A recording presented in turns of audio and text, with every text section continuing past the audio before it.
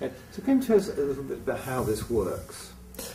The patients who are seeing their own records in general practice are taking advantage of the fact that probably 30 to 50 million patients' records in England are recorded digitally on servers, on intranet services and some web-based services, and that using security technology and applications it's possible for patients to see everything in their contemporary record from their own homes or from Australia, from an aeroplane, from absolutely anywhere.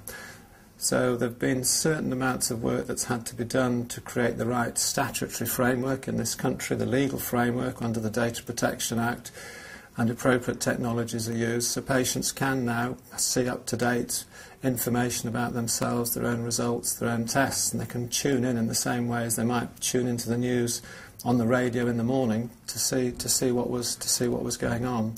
So we've applied that technology. Patients now need to, if they wish, to discuss with their doctor. If the doctor thinks it's appropriate, they give evidence or confirm they are who they are, and then the technology is switched on for them, and then from home using passwords, if necessary using other forms of security items, they can access their real-time record from home and wherever they want.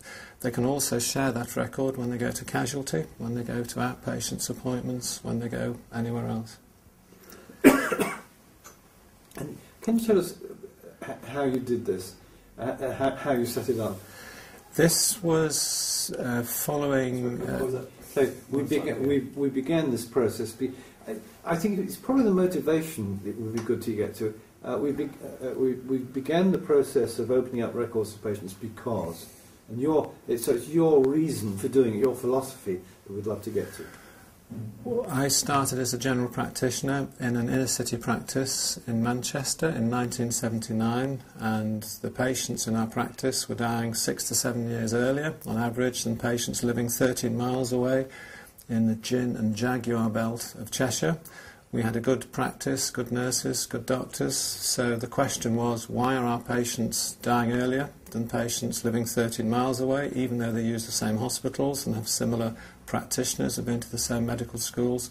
The answer is fairly clear, that it's actually to do with patient behaviour and the demographics of the community in which they're living, and allowing people to access their own records, allowing people to think about their health and to help them to motivate themselves to change their own behaviour was the way forward to reduce the chance of them having premature death from lifestyle-related diseases. To do that involved a culture change, and to do that I had to build a medical centre with the patients, which they helped design. I met with the architect and they said how they wanted to be involved with these parts of their care, and that's how we built the medical centre. They got involved with all of those processes. And then as they became involved in those processes, they became involved in their own care, the designing, to some extent, of the whole National Health Service. Some of the patients were on national bodies, copying letters to patients working group, National Institute of Clinical Excellence for Heart Disease and Blood Pressure. Patients actually have now become involved in not only their own health care, but the design of health processes that provide the services for them in the local hospitals and the local communities. That's a philosophical change, a paradigm change to some extent, but we try to say that any organisation that's dealing with patients should have some patient involvement and some patient input in its design, in its audit, and in its running. Excuse me. Sorry, I need to drop all that. I'm sure there's some anecdotes, some personal stories and experiences which bring to light the various aspects of what you've been describing to us. Well, when people ask me, we set up a patient we set up a patient participation group so that people could be empowered to be involved and to be allowed to ask and to influence the course of their care and the course of management that they were receiving at the practice.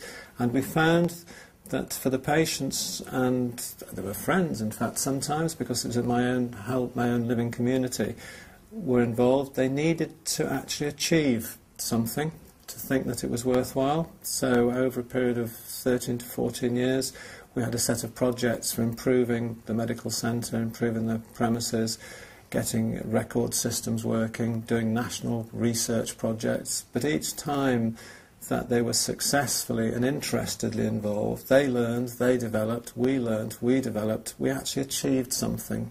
And I think that is sort of quite an important lesson, because I think that lesson they then took and applied to their own families and took to their own health, that actually you are allowed to think about these things. You are allowed to think there might be a problem here.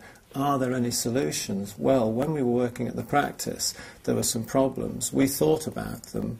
We actually tried out some solutions and we implemented them. So that was a sort of journey which I still think the National Health Service doesn't help people make very much. It says, we've got to do it for you, we're the doctors, we're the nurses, whereas in fact health has got very little to do with doctors and nurses. Ill health has, but health has got very little to do with them. So we began to find that we were differentiating for patients. Look, when you have a disease which is complicated and needs scientific monitoring and management, you can't do it all to start off with, but if it's a lifelong disease, you can learn about it and you'll very soon be able to become fairly autonomous and be able to manage the diabetes, the blood pressure, the thyroid disease, the epilepsy, the contraception, the child with asthma and eczema. You'll be able to manage a lot of it yourself.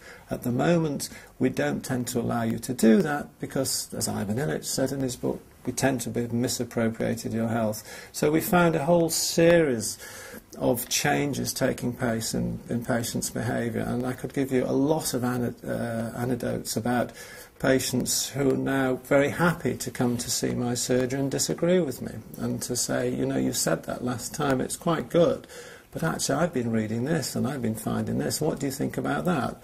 And especially as I've become older, I've said, well, yeah, it probably sounds very good, let's look into it and let's take it along. Now that sort of process is quite different, and I tend to say it's a little bit like transactional analysis or something like that, or relationships. You can have a relationship between an adult and a child, which is what you could do as a doctor, but it just stays there.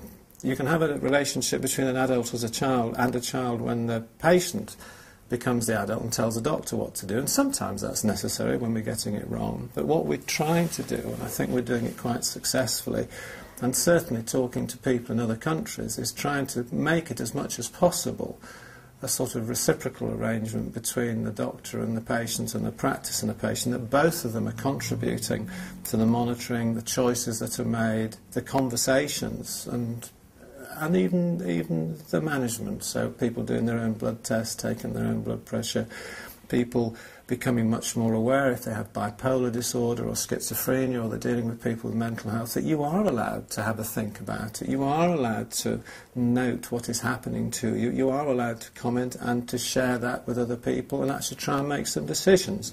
But perhaps before you make a decision, discuss it with the health service provider that you have. So lots and lots of, I can't give you the absolute anecdotes, but a change of behaviour which actually was saying to patients, it is not only all right, I expect you really to look at your records, to read up about your illness, and come when you come and see me. We've done some work before you come and see me, and let's have a joint discussion about what's happening and be involved with it yourself. So I don't know if that's helpful, but that's a sort of process.